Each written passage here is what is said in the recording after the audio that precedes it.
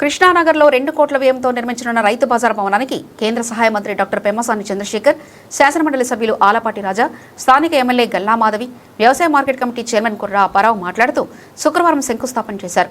ఈ సందర్భంగా వారు మాట్లాడుతూ ముఖ్యమంత్రి మానస పుత్రిక రైతు బజార్ అన్నారు. 4 కోట్ల స్థలం విలువ కాగా 2 కోట్లతో భవన నిర్మాణం జరుగుతుందన్నారు. 9 నెలల్లో భవన నిర్మాణం పూర్తవుతుందన్నారు. 30 డాక్వా స్టాల్స్, 60 రైతు స్టాల్స్, 10 దుకాణాలు ఏర్పాట్లు చేయడం జరుగుతుందని తెలిపారు. ఎన్నికల తర్వాత పురుడు పోసుకుంటున్నటువంటిది ఈ రైతు బజార్.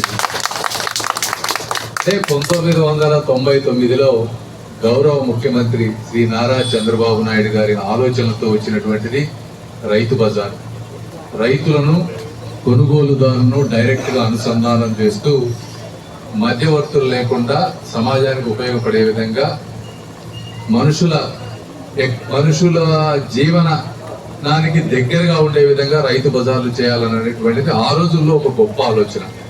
గుంటూరు ప్రాంతంలో 3 ఉన్నాయి రైతు బజార్లు. అయితే ఈ 3 కూడా ఎక్కడ కూడా ఒక మంచి భవనాలు కానీ, ఒక ఆధునికత, వీళ్ళందరూ చెప్పినట్టు ఒక పార్కింగ్ ప్లేస్ కానీ, టాయిలెట్స్ కానీ ఇవన్నీ లేకపోవటం, రకరకాలుగా ఇబ్బందులు, హైజీనిక్ గా ఉండకపోవటం వల్ల అంతగా ఉపయోగపడకపోతా ఉన్నాయి.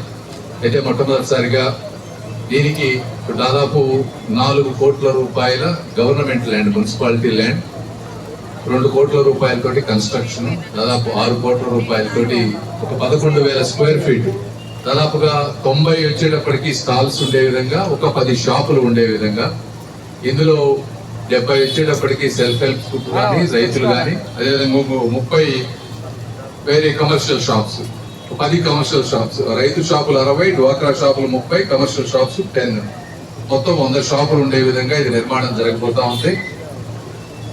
ఇది G+1కు తగ్గట్టుగా డిజైన్ చేస్తా ఉన్నారు. ఇప్పుడు ఫస్ట్ G+2 చేస్తా ఉన్నారు. ప్రస్తుతానికి గ్రౌండ్ ఫ్లోర్ తో ఆపరేట్ చేసి మిగిలిన ల్యాండ్ కూడా వస్తే దీన్ని ఇంకా ముందుకు తీసుకువెళ్లాలనేది ఆలోచన. ఇందులో మెయిన్ ఇన్ని రోజులు రాకపోవడానికి రకరకాల కారణాలు, లోకల్ రాజకీయాలు, అదేవిధంగా మున్సిపాలిటీ కోఆర్డినేషన్ లేకపోవడం. అంటే ఎగ్జాంపుల్ మీకు ఇది 2 కోట్లు డబ్బులు శాంక్షన్ అయినా మున్సిపాలిటీ స్థలం అవ్వటం, మున్సిపాలిటీ స్థలం ఇవ్వాలంటే ఈ స్థలం కాదు ఇంకో స్థలం ఇస్తాం అని అక్కడ వాళ్ళు సహకరించకపోవటం. సరే అట్లా కాదు, ఫైనల్ గా లీజుకి ఇవ్వండి అంటే దానికి మళ్ళీ రెంట్ పెట్టడం, మళ్ళీ రెంట్ కాదు ఇది మనం ఇచ్చేది గవర్నమెంట్ కి, అది ఫ్రీ చేయమంటాం. ఇట్లా రకరకాలుగా డిస్కషన్స్ అయిన తర్వాత ఫైనల్ గా ఈ రోజున అంటే ఈ రోజు ఇది జరుగుతూ ఉంది. ఇది కూడా కేవలం కోఆర్డినేషన్ మిస్ అవడం వల్ల మాత్రం ఇన్ని రోజులు జరిగింది. మీరన్నా ఇందాక మాధవి గారు చెప్పినట్టు నేను ఇక్కడికి వచ్చిన తర్వాత ఈ సమస్య నాకు మాధవి గారు తీసుకొచ్చారు. అయితే అప్పారావు గారు దీన్ని ఇప్పుడు ఈ ఫండ్స్ ఏదైతే ఉన్నాయో ఫాస్ట్ గా చేయాలని చెప్పి 1కి 2 సార్లు వాళ్ళు వెంటబడటం వల్ల మా వాళ్ళు అందరూ కూర్చొని దీన్ని ఒక స్టేజ్కి తీసుకొచ్చారు. ఇదే కాదు, అప్పారావు గారిని అభినందించాలి.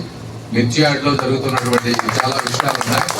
వాటన్నిటినీ కూడా నా దగ్గరికి, అదేవిధంగా లోకేష్ గారి దగ్గరికి తీసుకొచ్చి ఒక సమన్వయంతో ముందుకు తీసుకువెళ్ళి, అంటే పదవి ఇద్దరు మాధవి గారు వారు ఇద్దరు పదవిని ఒక అలంకారంగా కాకుండా బాధ్యతగా తీసుకొని ఈ రోజు పనిచేస్తా ఉన్నారు. వారిద్దరికి ఆ విధంగా పనిచేస్తే ప్రజల్లో ఎప్పుడు మంచి పేరు ఉంటుంది. వాళ్ళందరికీ కూడా ధన్యవాదాలు తెలుపుతూ నెలలు కంప్లీట్ చేస్తా అన్నారు. మెయిన్ 9 నెలలు, 1 నెల అటు ఇటు అయినా పర్లేదు కానీ నీట్ గా క్వాలిటీ ఉండే విధంగా చేసి, ఆ బాత్రూమ్లు అవన్నీ కొంచెం విశాలంగా ఎక్కువ మందికి ఉపయోగపడే విధంగా చేసి 10 మందికి ఉపయోగపడే విధంగా చేయాలని మనస్ఫూర్తిగా కోరుకుంటూ ఈ కార్యక్రమాన్ని ఇచ్చేసిన రాజేంద్ర ప్రసాద్ గారికి, జనసేన బీజేపీ నాయకులకి, కార్యకర్తలకి అందరికీ కూడా మరొకసారి మనస్ఫూర్తిగా ధన్యవాదాలు తెలుపుకుంటూ సెలవు తీసుకుంటా ఉంటాయి.